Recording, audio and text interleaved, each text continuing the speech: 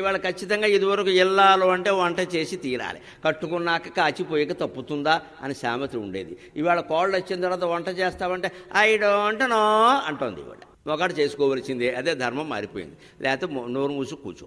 పైగా గట్టిగా చేయమన్నాం అనుక వంట చేయడానికా నేను చేసుకున్నది, మరి ఎందుకు చేసుకున్నారో తెలియదు. ఇక్కడ అంచేత ధర్మం మారిందమ్మా, వాళ్ళు అనడానికి లేదు. ఇవాళ మీరు చదువుకున్నారు, ఇద్దరు ఉద్యోగాలు చేస్తున్నారు, ఇద్దరు 2,00,000 సంపాదిస్తున్నారు. ఆవిడ వంట చేయమంటే వంట మనిషిని పెట్టుకుంటున్నారు. హైదరాబాద్లో వంటలు ఎప్పుడు ఆగిపోయి స్విగ్గీ జొమాటో.